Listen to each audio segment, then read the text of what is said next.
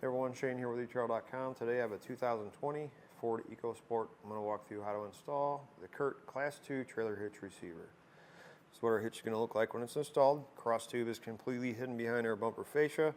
All we can really see is the receiver tube. Being a Class 2, it is going to have an 1¼ by 1¼ receiver tube opening, so it's going to limit you to smaller accessories for your hitch.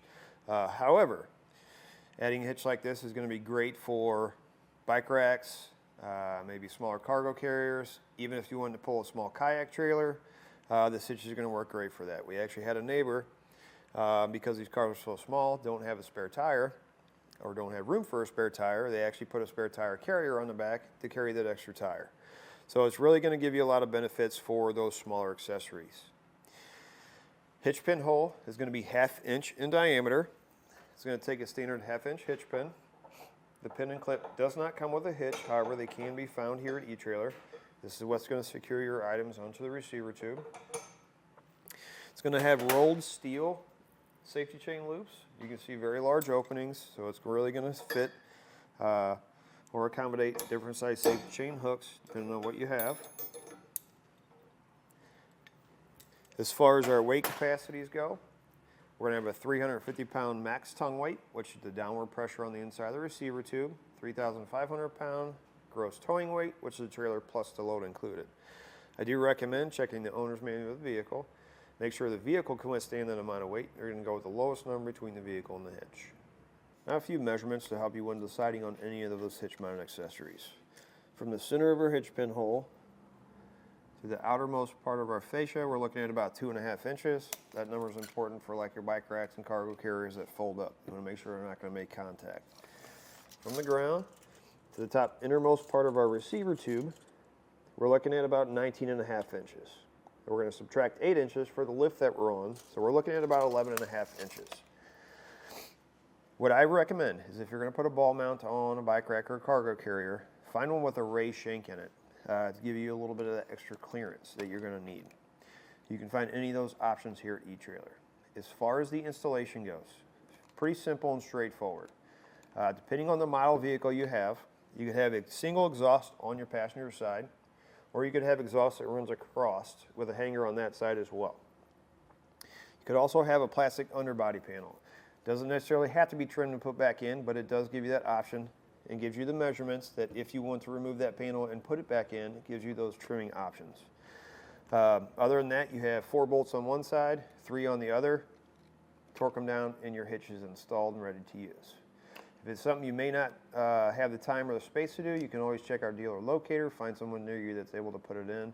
If it is something you want to try, a few simple tools, I promise you can do it on the ground, in your driveway, or in your garage. Follow along with me and I'll walk you how to do it now. Since we're doing the 1.0 with the exhaust on the passenger side, we have one hanger back here and we have one right up here. Now it's going to be easier to take the hanger off from the top post rather than the bottom. So to get those off, what we'll do is you can use some soapy water, spray the top of that hanger. Once you've sprayed them down, you can take just a pry bar and you can just push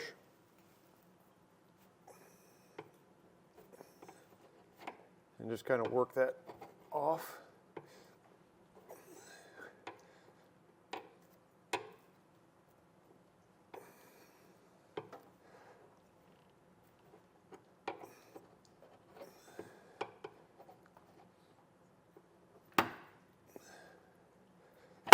Like that.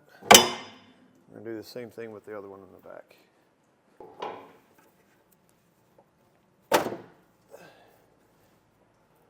On each side of the vehicle, you have 2 bolts right at the end of the frame rail. We need to take both of those out.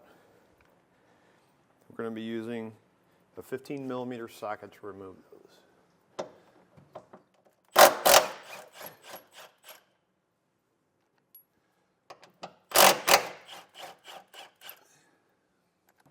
On our driver's side, we have this wiring that runs across the frame rail. Take a trim panel tool or screwdriver. We'll pop that off. Then we're going to come right over here to our driver's side on the inside of the frame rail. We're going to use the same socket. We're going to remove the 2 bolts that are right here.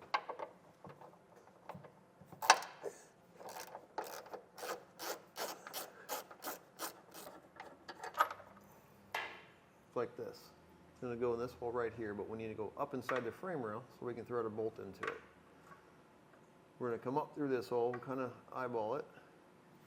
What we're going to do, just going to put a slight bend in it. Feed it up in there, just like that. Now we're going to take one of our factory bolts. It doesn't matter which one of these 2 holes here. I'm going to feed it up in there. We're going to slide this up over top of our exhaust. If it makes it easier, you can always get an extra set of hands to help hold it up.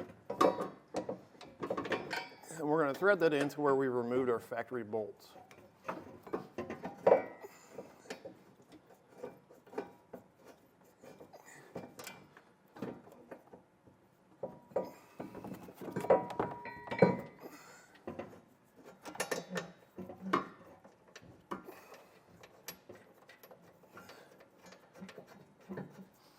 We'll get one in on one side. We'll go over to the other side. We'll install one. That'll hold our hitch up in place while we install our remaining hardware. On our driver's side, we're going to install the 2 factory bolts on the inside of our frame rail, as well as the factory bolts on the bottom.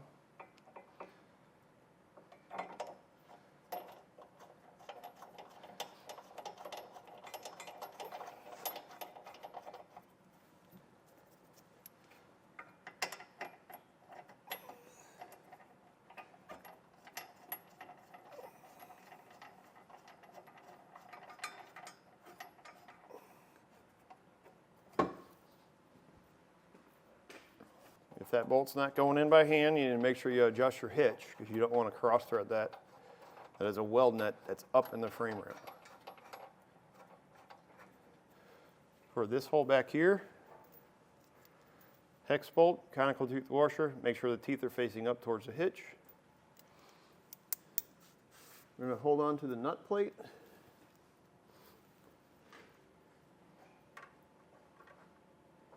Get it lined up with the hole.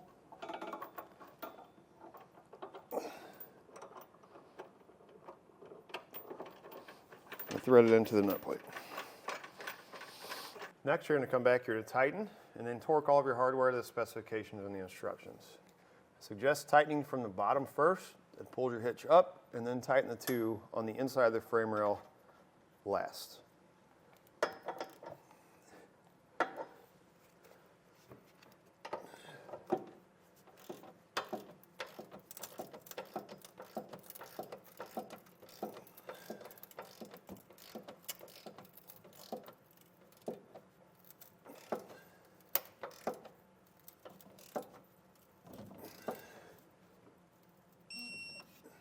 Once you have all your hardware tight and torqued, you can go ahead and reinstall your exhaust and you're ready to go. It's going to do it for a look at and installation of the CURT Class 2 Trailer Hitch receiver on a 2020 Ford EcoSport.